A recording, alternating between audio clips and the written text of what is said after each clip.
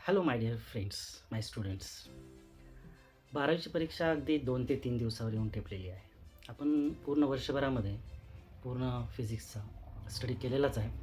पण तरीसुद्धा अगदी शेवटच्या क्षणाला म्हणजे 2-3 दिवस असताना म्हणजेच अगदी मोजके 48-72 तास आपल्या हातात असताना आपण कशा पद्धतीने स्टडी केली पाहिजे याबद्दलचा आपण या व्हिडिओमध्ये चर्चा करणार आहोत. तर सुरुवात करूया, की नेमकं आपल्याला हे सगळं करत असताना काय-काय पाहायचं आहे.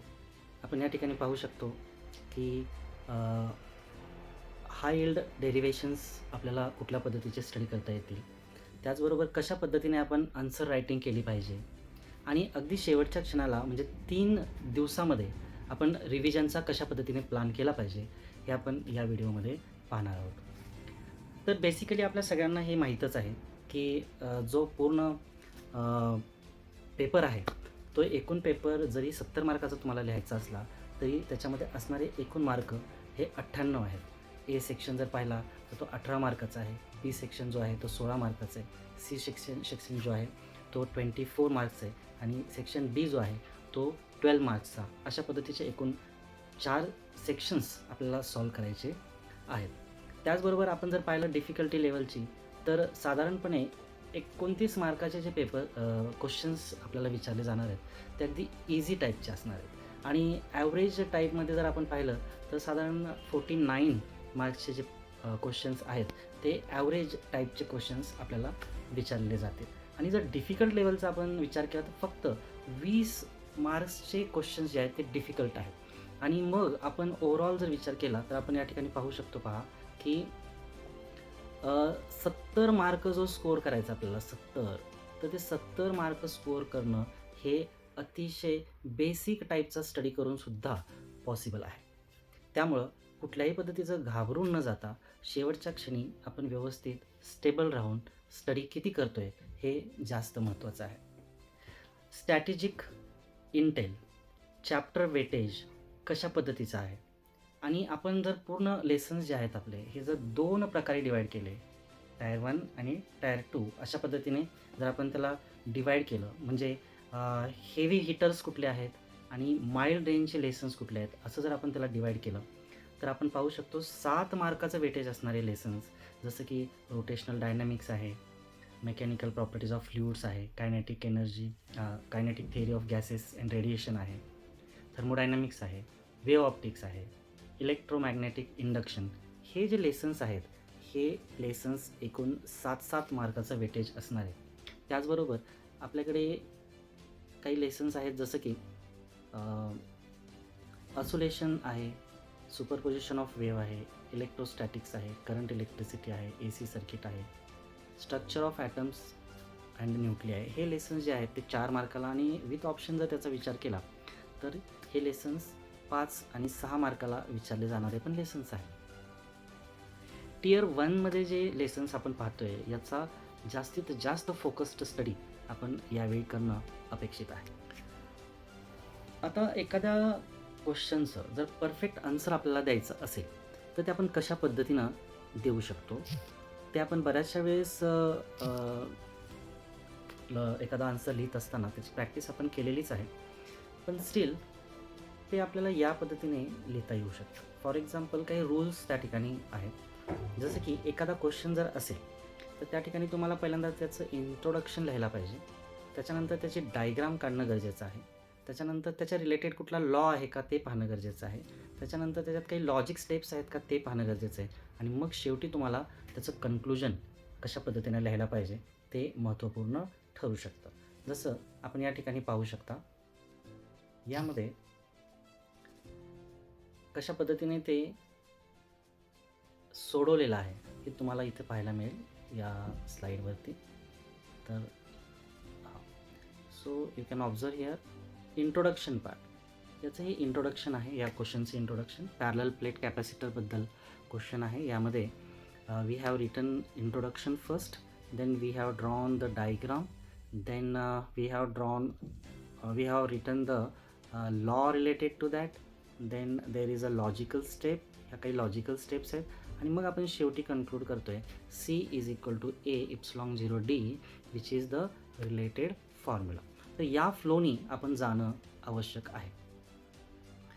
न्यूमेरिकल सोडवत असतानाही काही गोष्टींचा तिथे विचार करणं आवश्यक आहे. जसं की आपल्याला जर एखादा न्यूमेरिकल दिला असेल, तर आपण त्याच्यामध्ये येणारे व्हॅल्यूज ज्या आपल्याला दिलेल्या आहेत, गिवन व्हॅल्यूज कुठल्या-कुठल्या आहेत, त्या सुरुवातीला लिहिणं अपेक्षित आहे. त्याच्यानंतर आता काय होतं, की कधी-कधी त्याला मार्क असतात. हाफ मार्क त्याला कधी-कधी आपण देऊन जातो गिवन व्हॅल्यूजला, पण मोस्ट प्रोबॅबली गिवन व्हॅल्यूजला बोर्ड जे आहे ते मार्क्स देत नाही. त्यामुळं गिवन व्हॅल्यूज लिहिणं तर गरजेचं आहे. त्या आपण लिहिणं आवश्यक आहे, लिहिल्या गेल्या पाहिजेत आपल्याकडून. तर आपल्याला पुढचं जे स्टेप्स आहेत त्या इझी घेता येतात. So write given values first, then write what we have to find from that numerical, then what is the formula for finding that, and lastly solve that numerical by placing all the values, calculate it, and lastly you should write the unit after the correct answer, which is very important. Answer लिहिल्याच्या नंतर तुम्हाला त्या ठिकाणी unit लिहिणं आवश्यक असणार आहे. तर या स्टेप्स तुम्ही फॉलो करायचं आहे while solving the numericals. Then after काही महत्त्वपूर्ण बाबी तुम्हाला त्या ठिकाणी टार्गेट कराव्या लागतील एखाद्या लेसनच्या. जसं आपण या ठिकाणी पाहू शकता, जर आपल्याला रोटेशनल डायनॅमिक्सचा विचार करायचा असेल, तर त्या ठिकाणी पिरियड ऑफ कोनिकल पेंडुलम याचं डेरिवेशन असेल, फॉर्म्युला असेल, हे तुम्हाला चांगलं मेमराईज करणं आवश्यक आहे. त्यानंतर टॉर्कबद्दल तुम्हाला 1 मार्कचा क्वेश्चनही न्यूमेरिकलमध्ये विचारला जाऊ शकतो. अदरवाईज टॉर्कचं डेरिवेशनही त्या ठिकाणी विचारलं जाऊ शकतं.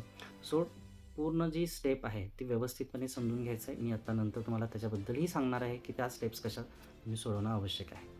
Then after conservation of angular momentum याच्याही बद्दल तुम्हाला त्या ठिकाणी व्यवस्थित स्टडी करणं आवश्यक आहे while studying rotational dynamics. In mechanical properties of fluid याच्याबद्दल जर आपण पाहिलं, तर सरफेस एनर्जी वर्सेस टेन्शनचं डेरिवेशन आपण त्या ठिकाणी सॉल्व करतो. तर ते डेरिवेशन व्यवस्थित स्टडी करा. कॅपिलरी राईज 2 प्रकारे आपण तिथे स्टडी केलेला आहे. त्यामध्ये फोर्स मेथड जी आहे त्याच्यावरती थोडासा फोकस व्यवस्थित तुम्ही करा. Then after kinetic theory of gases and रेडिएशनमध्ये VRMS is directly proportional to √T हे रिलेशन जे आहे ते व्यवस्थित तुम्ही स्टडी करणं अपेक्षित आहे. देन ॲव्हरेज एनर्जी पर मॉलिक्यूलचा जे डेरिवेशन आहे ते तुम्ही स्टडी करा. या ठिकाणी काही महत्त्वपूर्ण डेरिवेशन्स आपण डिस्कस करतो आहे. देन आफ्टर थर्मोडायनॅमिक्स लेसनमध्ये आयसोथर्मल प्रोसेस असेल, आयसोबॅरिक प्रोसेस असेल, अशा सगळ्या डेफिनेशन्स येतात. त्या डेफिनेशन्सवरती फोकस करायचा आहे.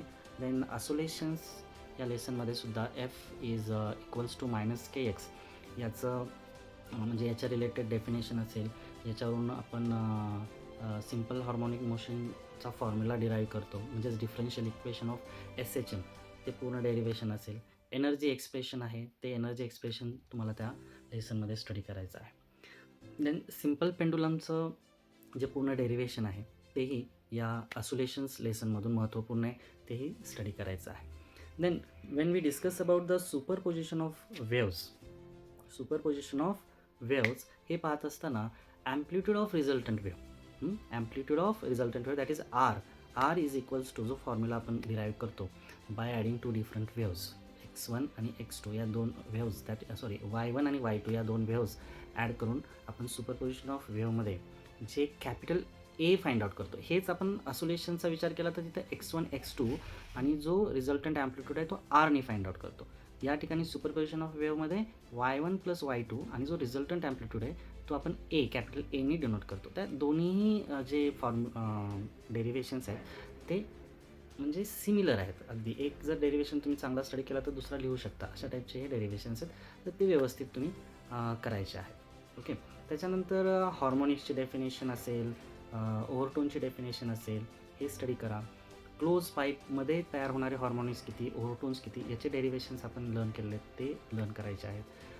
त्याच्यानंतर आपण वेव्ह ऑप्टिक्सचा विचार केला तर वेव्ह ऑप्टिक्समध्ये reflection of a plane surface याची डायग्राम, डेरिवेशन हे तुम्ही पाहायचं आहे. फॉर्नॉफर डिफ्रॅक्शनबद्दलची स्टडी तुम्ही व्यवस्थित करायची आहे. इलेक्ट्रोस्टॅटिक्सच्या बाबतीत आपण पाहिलं तर कॅपॅसिटरवरती थोडासा फोकस करणं गरजेचं आहे. Capacitors in series, capacitors in parallel, त्याची डायग्राम, त्याच्यात शेवटी येणारं जे काही CS आणि CP याचे जे फॉर्म्युलेज आहेत ते फॉर्म्युले स्टडी करायचे आहे. Okay. Then in last, when the point is energy stored in a capacitor, यामध्ये आपण पाहतोय की जर सिरीजमध्ये कॅपॅसिटर असेल तर किती एनर्जी स्टोअर होईल, पॅरललमध्ये असेल तर या पॉईंटवरती तुम्ही फोकस करायचा आहे. करंट इलेक्ट्रिसिटीमध्ये हा जो लेसन आहे हा आपल्याला माहिती आहे की बेसिकली हा प्रॅक्टिकल बेस्ड लेसन आहे. याच्यात आपण 5 ते 6 जवळपास प्रॅक्टिकल्स या एका लेसनमध्ये आहेत, पण याला थेरीलाही तितकंच महत्त्व आहे. मीटर बेज असेल त्याच्यामध्ये अननोन रेजिस्टन्सची व्हॅल्यू काढणं हे असेल, किंवा केल्विन्स मेथड असेल त्याच्यामध्ये आपण कॅपिटल जीची व्हॅल्यू काढणं हे असेल. हे दोन्ही गोष्टी तुम्ही इथं पाहायच्या आहेत. त्याचबरोबर पोटॅन्शिओमीटर पाहत असताना त्याचे डायग्राम, त्याच्यावरती असणारे काही महत्त्वपूर्ण ॲप्लिकेशन्स, जसं इंटरनल रेजिस्टन्स ऑफ सेल कसा फाइंड आउट करायचा आहे, त्याचबरोबर 2 सेल दिले असतील तर ते कम्पेअर कसे करायचे आहेत, ते आपल्याला या लेसनमधून स्टडी करायचं आहे. That is current electricity. Then after magnetic fields या लेसनचा जर विचार केला त्याच्यामध्ये आपण torque on rectangular loop, field by a circular arc, force between parallel wires असे पॉईंट्स स्टडी करता येतील. EMI electromagnetic induction and alternating current, यामध्ये motional EMF transfer, motional EMF असेल किंवा ट्रान्सफॉर्मर असेल त्याचं construction, LCR that is inductor, capacitor and resistor, याचा resonance, त्याची फ्रिक्वेन्सी याबद्दल आपल्याला AC सर्किटमधून स्टडी करता येईल. मॉडर्न फिजिक्समध्ये आपण ॲटम्स, मॉलिक्यूल, न्यूक्लिया या लेसनचा स्टडी करतो. त्यामध्ये Bohr's orbit, then Bohr's orbit radius, then hydrogen spectral lines, then radioactive half life, या सगळ्या गोष्टींचा तिथे विचार करायचा आहे. त्याचा स्टडी तुम्हाला त्या ठिकाणी करायचा आहे. मॅग्नेटिक मटेरियल्स, यामध्ये डायपोल मुवमेंट जो आहे दॅट पॉईंट इज इम्पॉर्टंट, आणि त्याच्या रिलेटेड अजून त्याच्यामधून म्हणजे मॅग्नेटिक मटेरियल्समध्येही स्टडी करता येईल. शेवटचा जो लेसन आहे सेमीकंडक्टर. सेमीकंडक्टरमध्ये मोस्टली तो लेसन हा थेरॉटिकल लेसन आहे. त्याच्यात सोलार सेल असेल, त्याच्यानंतर LED असेल, त्याच्यानंतर फुल wave rectifier, half wave rectifier असेल, लॉजिक गेट्स असतील. हे सगळे पॉईंट्स जे आहेत ते सेमीकंडक्टर या लेसनमधून सुद्धा इम्पॉर्टंटली आपल्याला स्टडी करायचं आहे. जसं मी आत्ता या ठिकाणी तुम्हाला सांगितलं की व्हाईल लर्निंग दिस लेसन, बघा पहिला जो लेसन आहे आपला रोटेशनल डायनामिक्स, यामध्ये torque that is tau is equal to I alpha, हे रिलेशन कशा पद्धतीने लिहिलं गेलं पाहिजे, कशा पद्धतीने तुम्ही लिहायला पाहिजे, हे आपण थोडंसं या ठिकाणी समजून घेऊया. आता यामध्ये ज्यावेळेस आपल्याला क्वेश्चन येईल की derive tau is equals to I alpha, तर हे डेरिवेशन करत असताना काय गोष्टी तुम्ही डोळ्यासमोर ठेवल्या पाहिजेत. सगळ्यात पहिल्यांदा तर तुम्ही व्हिज्युअलाइज केलं पाहिजे की ती बॉडी कशी असेल. So you can visualise any shape of body. आता या ठिकाणी आपण ह्या शेपची ही बॉडी व्हिज्युअलाइज केलेली तुम्हाला दिसते, बरोबर. आता हे व्हिज्युअलाइज केल्याच्या नंतर पहिला पॉईंट तुम्ही व्हिज्युअलाइज केलेली आहे, त्या बॉडीमध्ये n नंबर ऑफ पार्टिकल्स आहेत असं आपण व्हिज्युअलाइज केलेलं आहे. देन आफ्टर त्या ठिकाणी आपल्याला पहिल्यांदा लिनियर ॲक्सेलरेशनचं इक्वेशन डिराईव्ह करावं लागेल. Linear acceleration that is A is equal to R alpha, हे लिनियर ॲक्सेलरेशनचं इक्वेशन मिळेल.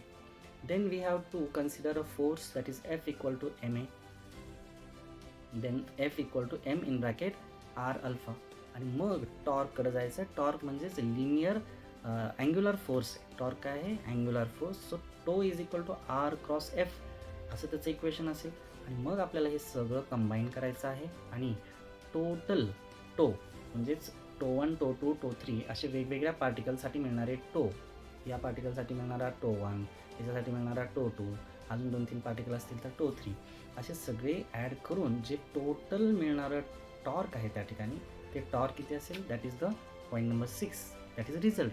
टो is equal to I alpha, असा तुमचा फायनल रिझल्ट त्या ठिकाणी मिळेल. तर while writing the answer just follow this step. Number 1 visualize, then linear link, त्याची लिंक कुठं आहे का, फोर्स, देन टॉर्क आपल्याला वेगवेगळे टॉर्क मिळाले, त्या सगळ्या टॉर्कची समेशन करायची, and lastly you will have the final result. आता या टाईपचे 3 डेरिवेशन्स या आपल्या सिलेबसमध्ये आहेत, ते आपण बघितलेलेच आहेत. ओके, आता 3 दिवसामध्ये ज्यावेळेस आपल्याला हे सगळं करायचं आहे, म्हणजे आता आजपासून 3ऱ्या दिवशी तुमची बोर्ड एक्झाम आहे फिजिक्सची, तर हे करत असताना तुमची स्ट्रॅटेजी काय असली पाहिजे. तर सगळ्यात पहिल्यांदा पहिल्या दिवशी तुम्ही काय करणं अपेक्षित आहे, तर जे हेवी हिटर्स आहेत, हेवी हिटर्स तर ते तुम्ही केले पाहिजेत. हेवी हिटर्स म्हणजे कुठले? ज्याला वेटेज जास्त आहे. जास्त वेटेजचे टॉपिक जे आहेत ते सगळ्यात सुरुवातीला केले पाहिजेत एक. आणि दुसरं, जास्त वेटेजसोबत तुम्हाला आवडते जे टॉपिक्स आहेत म्हणजे फेवरेट लेसन्स जे आहेत, फेवरेट चॅप्टर जे आहेत तेही तुम्ही स्टडीसाठी घ्यायला काहीही हरकत नाही. आणि याच्यासाठी काय क्रायटेरिया असला पाहिजे की पासिंग मार्क्स तुम्ही सिक्युअर केले पाहिजे आणि मॅक्झिमम किती मार्क पाडता येतील हे जे आहे ह्या डे 1मध्ये क्लिअर होऊन जातात. आता डे 1मध्ये तुम्ही पासिंग मार्क एकदा सिक्युअर केले, तुम्हाला पास व्हायची आता काही भीती राहिलेली नाही. Then go to next, that is the grind.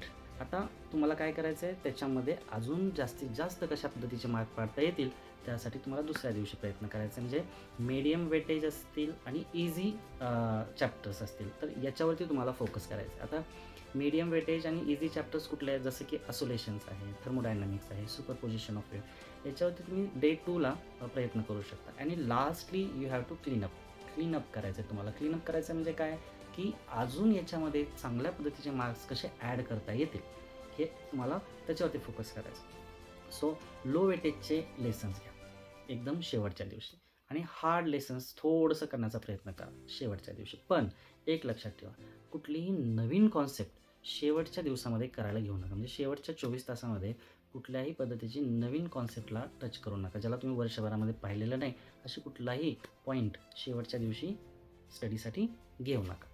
आपण पाहतोय की जर आपण लास्ट 10 इयर्सपर्यंतचे जर सगळे PYQ तुम्ही पाहिलेले असतील, त्यातले सोडवलेले असतील, तर त्या फक्त PYQमुळे जवळपास 85% मार्क्स तुम्ही सिक्युअर करू शकता. ओके. त्याच्यामध्ये लिहित असताना सेक्शन बी आणि सी या 2 सेक्शनवरती थोडासा फोकस करा. त्याचे जे न्यूमेरिकल्स आहेत त्या न्यूमेरिकल सोडवण्यावरती जास्तीत जास्त भर तुम्ही द्यायचा आहे. ओके. आता या वेळेमध्ये जास्त थिअरी वाचण्यात तुम्ही वेळ घालवू नका. ओके. एकतर डेरिव्हेशन प्रिपेअर करा किंवा न्यूमेरिकल्स स्टडी करा. ओके. आता हे करत असताना आपण वर्षभरामध्ये सुद्धा वेगवेगळ्या पद्धतीने अभ्यास केलेलाच आहे. वेगवेगळ्या पद्धतीचे यूट्यूब चॅनल पण आपण फॉलो केलेले आहेत. तर मी काही चॅनल्स या ठिकाणी रेकमेंड करेन महारिव्हिजनसाठी, ज्यामध्ये आपण बघू शकता की फिजिक्स गॅन जे मुकेश नायक यांचं चॅनल आहे त्यावरून तुम्ही स्ट्रॅटेजी अँड ओव्हरसाईट याबद्दल ची जी व्हिडिओ आहे ती तुम्ही पाहू शकता. त्याचबरोबर दुबे JEE जे अज्जू सरांचं आहे त्याच्यावरती जाऊन तुम्ही महारिव्हिजन लेसन नंबर 8 पासून ते लेसन नंबर 16पर्यंत या लेसनसाठी तुम्ही महारिव्हिजन पाहू शकता. त्याचबरोबर प्रदीप गिरी सरांचं एक मॉर्निंग सेशन आहे त्याच्यामध्ये लेसन नंबर 1 to 7 पर्यंतचे लेसन जे आहेत ते एकत्र करून त्याच्यातून काय महत्त्वपूर्ण पॉईंट्स आहेत त्या ठिकाणी डिस्कस केलेले आहेत. तर या सगळ्या बाबी तुम्ही यूट्यूबवरही थोडंसं पाहायला काही हरकत नाही. तर या सगळ्या गोष्टींचा विचार करून येणारी जी सोमवारी म्हणजेच 16 तारखेची जी एक्झाम आहे तर ती एक्झाम सगळ्यांनी खूप कॉन्फिडेंटली द्यावी. Trust your preparation first. तुम्ही जे काही केलेलं आहे वर्षभरामध्ये तर त्या सगळ्यांवरती पूर्ण कॉन्फिडेंटली तुम्ही स्वतःवरती विश्वास ठेवा आणि जो फिजिक्सचा पेपर आहे तो आउट ऑफ कसा जाईल आणि मॅक्झिमम मार्क्स त्याच्यामध्ये कशा पद्धतीने पडतील याच्यासाठी भरपूर प्रयत्न करा. तुमच्या प्रयत्नांना भरघोस असं यश मिळो अशी या ठिकाणी मी प्रार्थना करतो आणि थांबतो. Thank you so much. All the best.